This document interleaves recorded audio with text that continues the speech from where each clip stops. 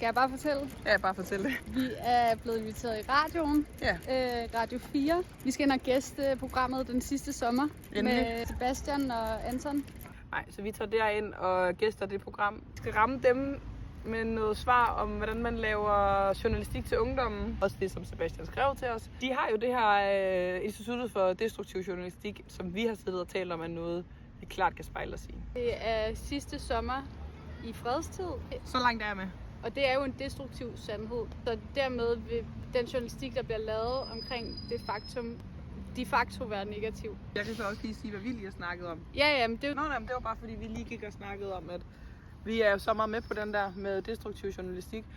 Vi har så tænkt os at gøre det konstruktivt. Alt er erstattet af AI, det er en anden snak. Jeg synes også godt, vi kan være ærlige og sige, at det ligger ikke til os at være destruktive.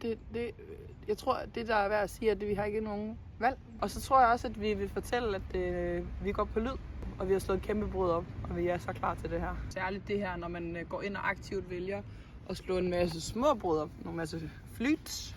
Er det som om, at det store brød der, hvor vi har siddet og snittet med sådan en lille skalpel, så der kommer de der fine, når det bager op der.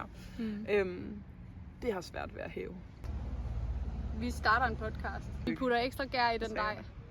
Du kan ikke komme ekstra gær i, når den er lavet. Men, laver et til ved siden af. Det er noget, man bruger i det italienske køkken. Så har du en dej, faktisk færdig dej, som du kører i en ny dej. Nu kan jeg ikke huske, hvad det hedder. Ej, det er lidt surdej?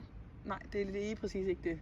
Jeg kan lige prøve at forklare det. Hvis du tager et stykke af den færdige dej, som vi nu har hæveproblemer med, det ser jeg den. Så har vi lavet et lille bitte flyt. Det er podcasten. Så har du et helt hvidt, sådan italiensk lignende flyt. Det er teaterstykker. Det har vi aldrig nævnt før. Nå, vi laver et teaterstykke. Bum, som nævnt. Jeg vender lige tilbage med, hvad det hedder, det der, når man tager en lille del af den færdige brød over i noget. Ciabatta. Så er dagen kommet, og nu er det med kniven for struben. Vi skal ind i Radio 4.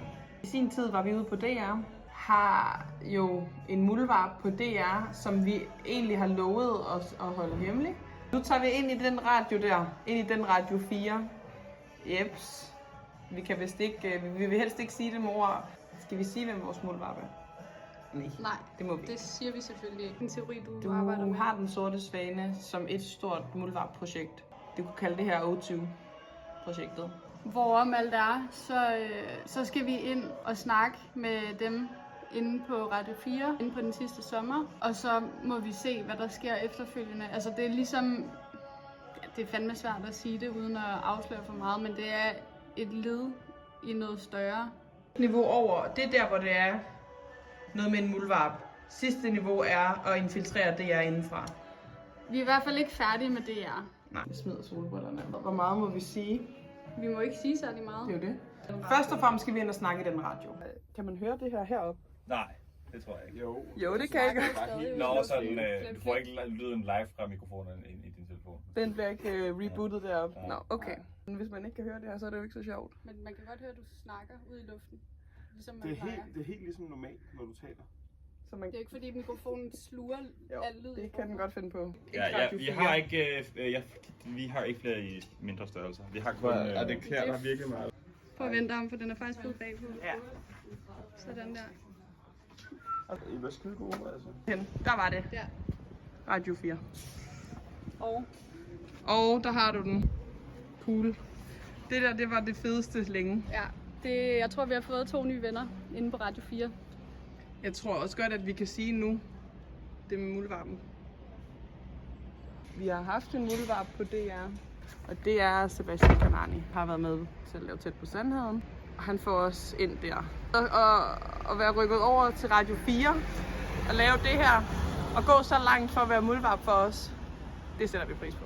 Og så også tak til Anton der, fordi han var faktisk en smadret sød fyr. Ham kan jeg også spejle mig lidt. Empatisk. Meget empatisk. Det her det er starten på noget stort. Normalt vil man ikke afsløre sin muldvarp, men han sidder ved højlys, der afslører sig selv deroppe. Så jeg tror, vi er på den sikre side ved at sige, at Sebastian har været vores muldvarp igennem et længere stykke tid nu. Han rækker ud efter, vi har været inde og besøge DR. Vi ved, at han er en DR-person. Ham og Anton, de er nogle store kanoner inde på DR. Og jeg synes, det er modigt at sige sådan her til Tæt på Sandheden. Kast alt, du har i hænderne. Start en hel dække op. Og må lige pludselig være på Radio 4. Lave et eller andet program om den sidste sommer, hvilket er aktuelt. Vi har en lige vej ind. Altså fuldstændig lige vej ind. Det med at stå frem som muldvarp. Det ved jeg ikke engang, hvad man kalder det koncept. Whistleblower. Ja, det er en whistleblower-ordning. Jeg kan godt være i tvivl om, hvor offentlig og verbal han selv kommer til at være med det. Vi kommer også til at snakke over os og sige det der med, at vi ved godt, at Radio 4 selvfølgelig ligger under DR, eller ligesom koncernen hedder, mastodonten hedder DR, så har du Radio 4 som en sådan lille grin ud. Det vil han ikke cancel, og det vil Anton heller ikke cancel. Han står i en dum situation, fordi han har jo en hel ryg. Altså han har masse folk i ryggen. Jeg er spændt på, om de klipper det ud med DR. I radioen der siger de, at Radio 4 ikke er DR, for ligesom at ikke vil afsløre, at han hele tiden har været muldvarp for os. Bare lige så folk forstår. Jeg er spændt på, hvordan DR responderer på det her. Han bliver nok smidt af, jo. Jeg er bange for, at den her fisk den er større, end vi kan sluge. Vi er ude på dyb vand med det her. Det handler om, at det er ham, der har dummet sig her og afslører, at han er muldvarp for os. Selvfølgelig er det her et vildt fedt koncept, og der skal være et destruktivt institut. Det har vi hele tiden sagt. Kadieu for at give så meget liv for det. Nu skal vi se Bamse og Kyllingshus her i næste uge. Bum, tigger bum. Det er sjovt. I radioen kom vi, og i DR kommer vi. Vi ses.